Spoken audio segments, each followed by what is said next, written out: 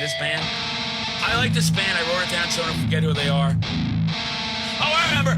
Fucking. We're back with another episode of Metal Horror Madness with one of the hardest in the scene, a true creature of the night. We've got Christian from Necrofier, and he's out there in Texas. I thought they do the Texas two-step. This guy's out there digging up graves, talking to Satan, and putting out some of the sickest music I have heard ever in my lifetime. It is an honor. It is a pleasure. I talked to Satan yesterday. He said, make sure you show your respect and you pay your dues to this gentleman because this thing is coming out harder than me and the McDonald's when they were at number 7, 11, and 23.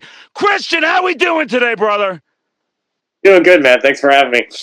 Hey, I am glad to have you. And let me just say, I heard those two new tracks. That is, first of all, we all think of black metal. We don't think of Texas, right? That's usually not the hotbed of black I don't think metal. anybody does. Not at all. So that's what made me happy immediately. And when I started doing a deeper dive, man, what are the influences for those? Because it reminds me of that old school 90s, Dark Throne-ish, Satyricons, all these things, except you sound modern and fresh, and it's just harder. I mean, a lot of that, I would say, like core influences in that same scene would be like Dissection and Watain and things like that. Yeah. But there's also a lot of like heavy metal influences, like, there's a lot of Judas Priest, except, and on this one even more so, like where we have a lot of synthesizer and other aspects part of this album, where stuff like we all love John Carpenter, things like that, or in soundtrack music and stuff. We went a lot into this one too. So, I mean, I'm a big Carpenter fan. I'm a nerd. I've got all my horror stuff. I've got my Thing figures, and I assumed when I saw this stuff. Yeah, I'm a lunatic. I don't know.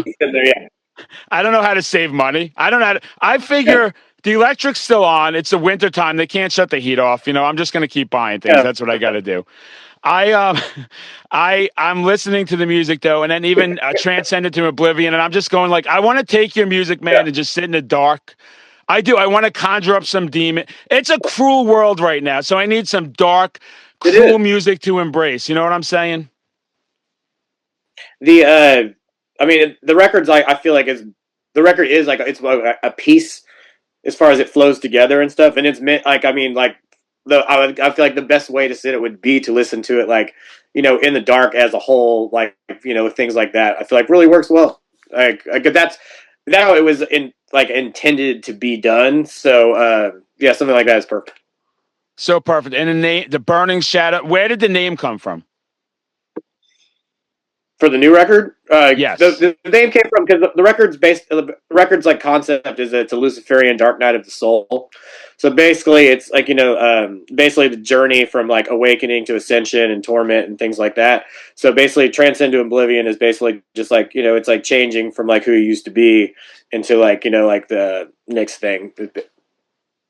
It makes sense. It's a sick name, Transcended to Oblivion. And that's where we're going right now. And when you want to transcend into oblivion, right, you want to throw this music on and you just want to thrash. And that's how I felt when this thing came on, because I'm like, this songs are just punching you in the face. And it just got me. I don't know if you could tell. I like a lot of energy. And I played that music. Yeah. And you guys have a lot of energy, man. And I saw you guys were at Milwaukee Metal Fest in 2024, I believe. Oh, yeah. We were. Show was fun. I saw some performance of that, and I mean, I always say Jazz is carrying these heavy metal festivals on his back. I hope his back doesn't break. And to see a band like you with that black metal coming out there, man, at that legendary venue, and I saw you guys have toured with one of my all-time favorites, Danzig. That has got to be. That was a surreal experience. The Dark Lord took us out for a good while. That was it was an amazing time, I'll just say the least. Also, like just to see. I mean, the tour was really good for us, but just to watch Danzig play every night was the fucking best. Oh man, that's. I always say, I'm always telling everybody, I love those first 4 Danzig albums make me insane. I could talk about that darkness and that feeling that you guys can capture, and then with the Misfits, I'm always like Danzig era only. No disrespect to the other albums at all, but that's just my wheelhouse. And what other? You said you've got all these and that's. I'm all over the place here, but that's what I really liked when I heard these songs is. sometimes people get pigeonholed, right? And they want their black metal just to sound like certain bands with no growth to it and no other influences. So when you guys are writing something like that, are there any arguments about, hey, we want to bring more traditional metal into it, or we want to keep it more pure to the original black metal of the 90s? I mean, I feel like before we start creating stuff, there's always discussions about it, and Okay. then just kind of like give it overall direction. I mean, sometimes it'll be like, hey, what we want to try to add in this. All right, we want to lean heavy on this angle, but I mean, all that stuff always. I mean, it goes into the intent, but it doesn't. Like what comes out and what we like and how it sounds can be different. Right. It's one of those things where like we want to lay in to do this kind of stuff on this record, and we probably do that most of like say we wanted this album to be more raw and we want it to be like kind of unhinged and things like that, but at the same time like when we do things on the songs we're writing, like we're like, oh, let's lean this in a little heavier black metal, but like on certain parts of it it's not. I feel like the overall intent I think sneaks in mostly, but it also like it still leaves room for everything else. Like it's not like we're not going to do this at all because we're doing it this way. Right. I got, and Like that's let the song again, be what the song is. Yeah, let the song be what the song is without at the same time giving it like restrictions or something. I love that because I think that's one of the things as a metal community we could do more, right? People like to just gatekeep and get in there. And a band like with me, like with Death right here, I just like showing off my I'm full of myself. I'm sorry. I can't help myself. I got to show my tattoos.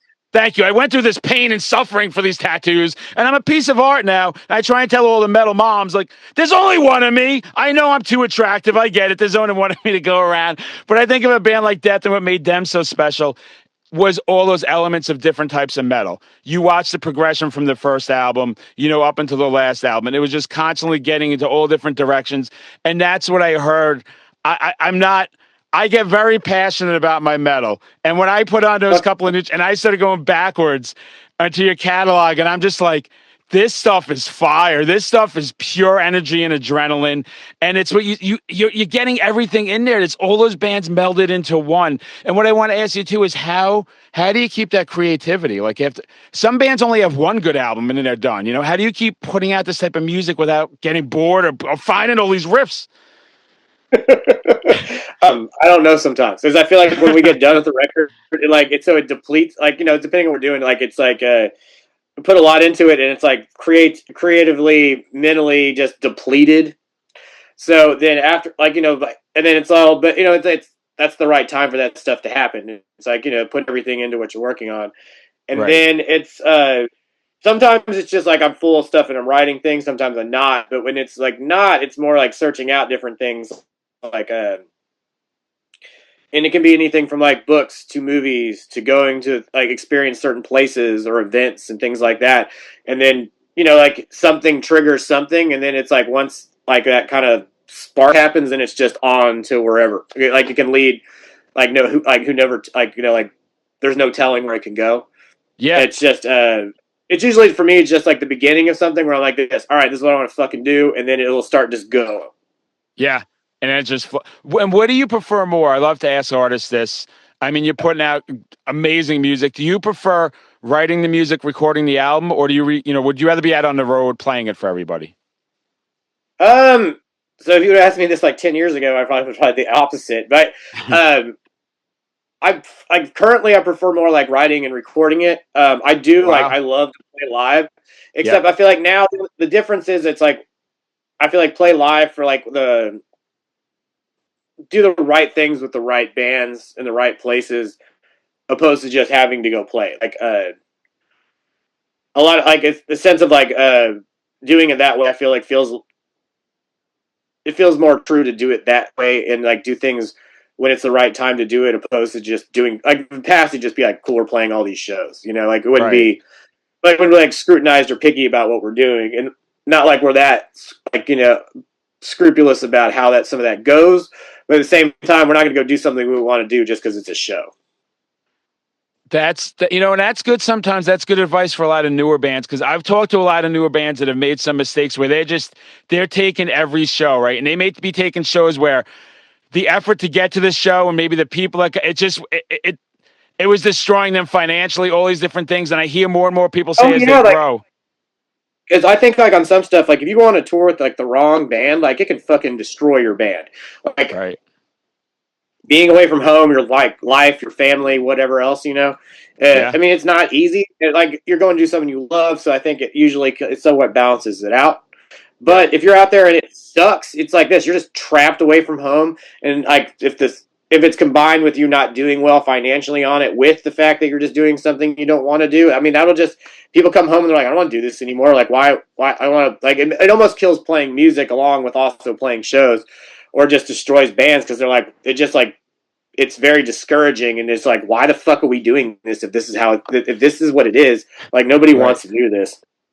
Right, and that's great for people to hear, and I've seen it firsthand, and I try and say the same things. And for me, what I do is I go out in public and I scream "fucking Slayer" at the top of my lungs at different Yeah. places, and I get on stage and I promote bands and announce and MC stuff. And I also had to learn that. At first, I was just like, "Yeah, let's do this, let's do this, let's do this," and then sometimes I'd be like, wow, I went really out of my way. Wow, I really went too far and I'm pushing myself too hard. When at the end of the day, I'm a simple boy, Chris. I'm a simple man. And I like to wake up early in the morning and I yell, fucking Slayer! And then I feel better. And then I calm myself down and I go to work.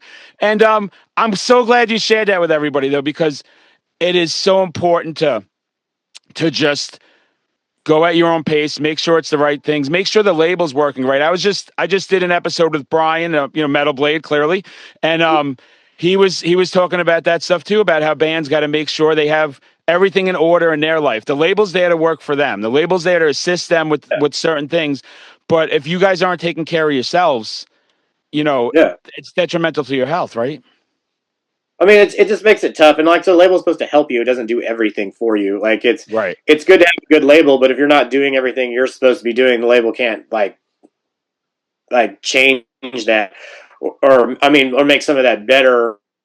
Or the fact that like if you're not taking care of yourself, or you're just messing everything else up, the label can't save you. Like you're just Right. Problems are like creating stuff and like going the other way with the band is like is stuff you have to handle yourself. It's not controlled by somebody else.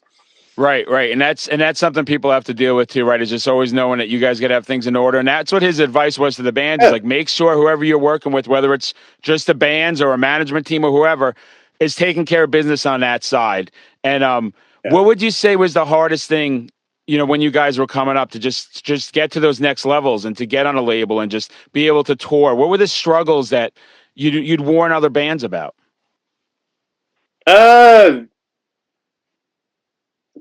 I would see.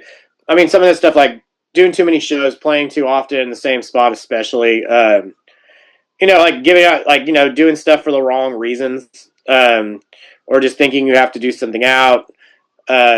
Also, waiting around for other people to come to you about some stuff if it's not happening.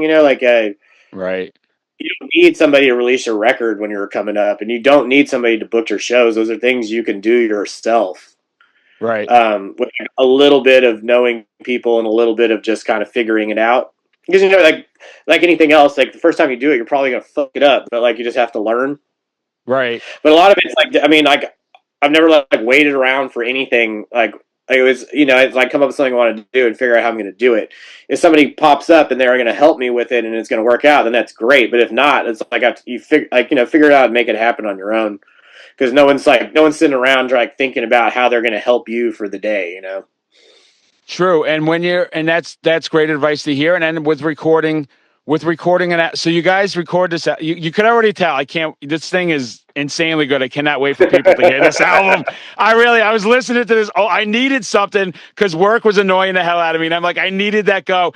And I'm just one of those people that I like something, and I'll repeat it, or I'll play the same song 15 times in a row. And I was feeling it, man. I was like, yes, I was feeling this. How was I sleeping on you guys? It was actually pissing me off. I'm usually all over the place with every band, and I'm going, how did I miss this? How did I miss this? There's a lot of bands out there. That's the thing. There's a lot of bands.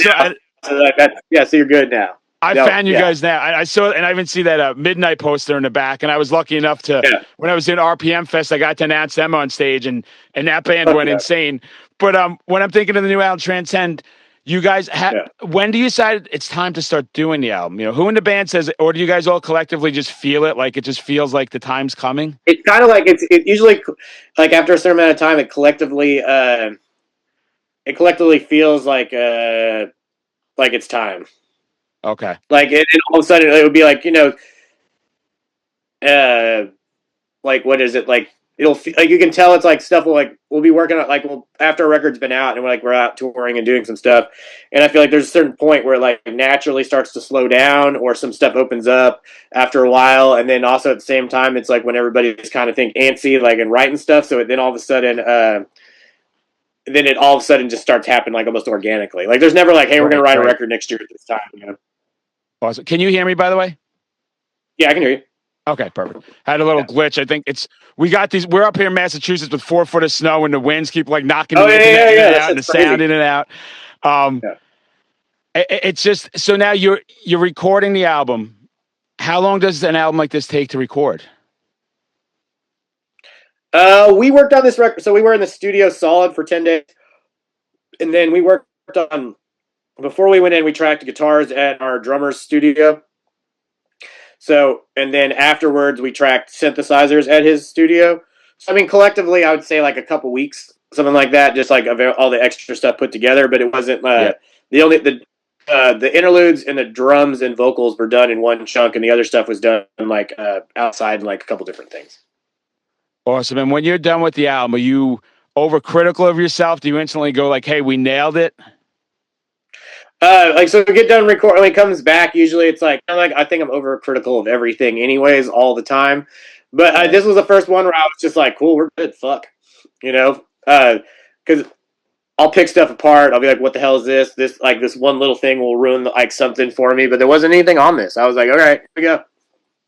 Yeah, and you can hear it, man. You can hear this thing it just flows, like the passion in this album, the passion, the just energy. Like I just couldn't get over that intensity of this album, man. And now as far as we talked about album tours, do you have a tour coming up? We don't have anything coming up. We're working on some stuff, but nothing's like we're doing a show. We're playing Maryland Death Fest. We're playing a festival in Mexico, and then we're doing a show here in Houston with Acid Bath and Obituary and High on Fire, which should be really good. Yeah. And then we should have some tours popping up, but nothing's really happened yet. That's okay, right? It's like you said, it was about recording the music and getting the music out, and then sitting home and enjoying some horror movies. Yeah, sit at home, enjoy some horror movies, and I like other stuff will come. So I'm not like it's not something I'm stressing or anything like that. So. That's good. I love this casual attitude for a guy that's in here playing music that's going to raise a zombie apocalypse and wipe out the earth because we need this right now. But you just got this great vibe, man. And some of it, it's like you got to reserve some stuff for here and there and do that. And it's like, and not to wear myself out. I got to be calm at some points. Otherwise, it's just like, Oh, I know because as we know, as anyone that creates anything, sometimes you start reaching for too much, and then maybe things don't, grasp where you want them, or you put too. I went out last year. I call it the Metal Horror Madman Tour, and I went to Silver Scream Con 3 days in Worcester, Massachusetts. I was at Louder Than Life to see Slayer. I was at Hershey, Pennsylvania to see Slayer, WWE Raw. And when I go out, all my followers demand I scream Slayer at the top of my lungs so they can videotape and show their friends and take and I am a lunatic, dude. I am going, and everybody's like, you got to slow down. You are out of control right now. Like you were pushing. And I went. I went into like a manic episode by the time I was done. And then when I had to come back to reality and come back to earth, it was a lot. It just like, it took everything out of me. And I was drinking too much. Every picture of me had a beer in my hand. And I'm like, I had to recalibrate every single thing I was doing. And then it's like, then you get back home and you go like, just enjoy.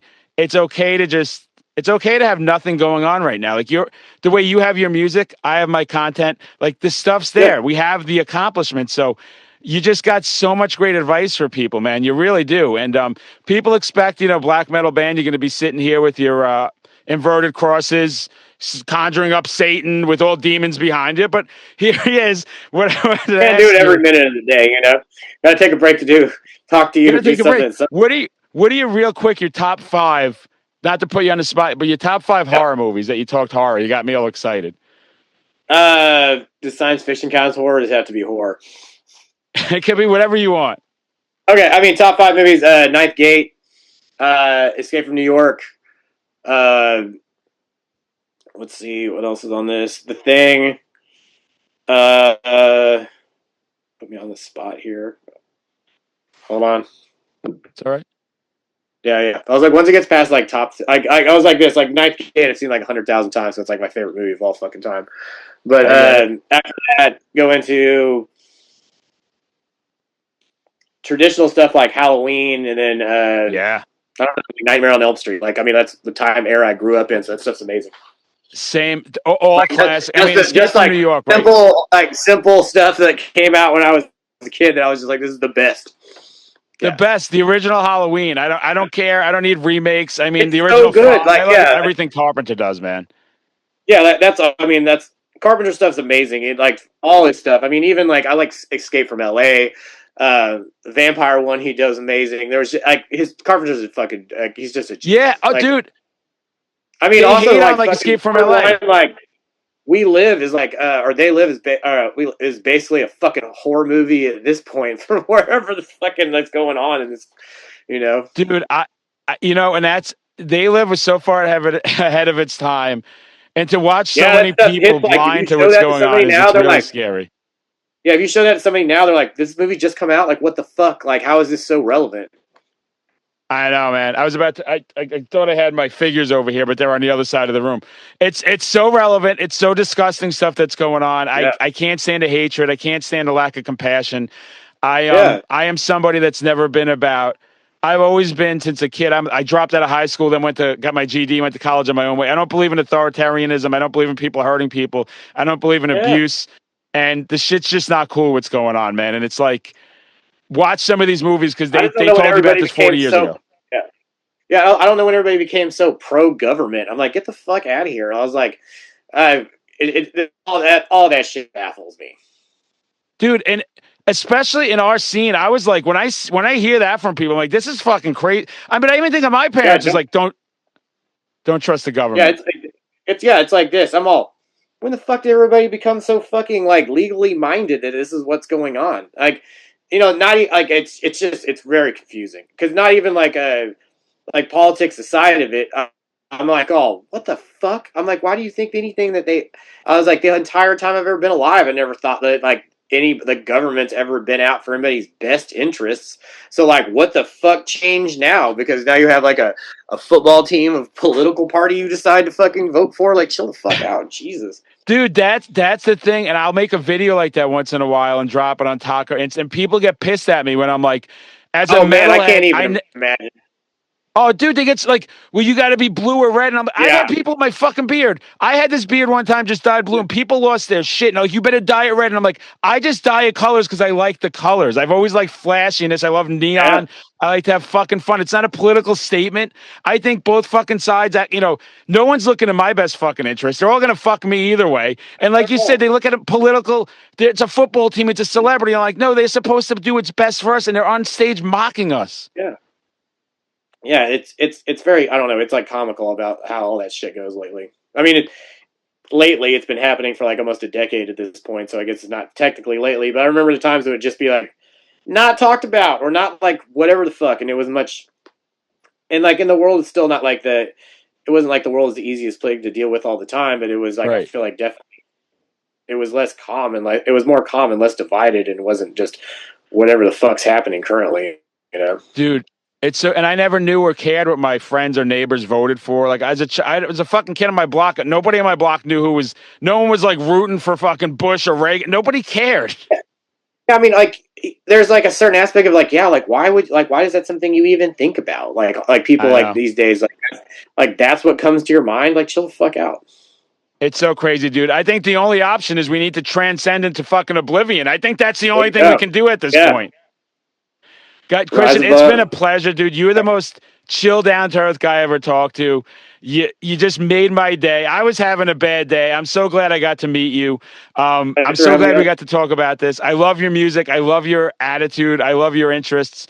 Guys, go out there, follow the band everywhere they are. Let Christian say where to find you. I know I just was on Instagram making sure I followed. Go check out the album when it drops. Go buy the physical media. Yeah, I mean, check it out. Get the record from Metal Blade. We're on like Facebook and Instagram because I'm not getting on any other fucking social media platforms. And there you go.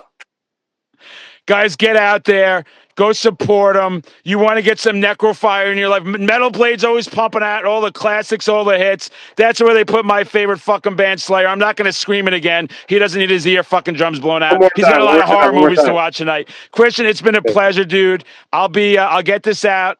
I'll tag the band in it. I'll fucking preach this album. I'm going to pump this album. I'm going to make a video just for this album when it drops. It's what I like to do. I love to promote. I love to get the word out, man. You stay being the coolest motherfucker I ever met. And it was great meeting you today.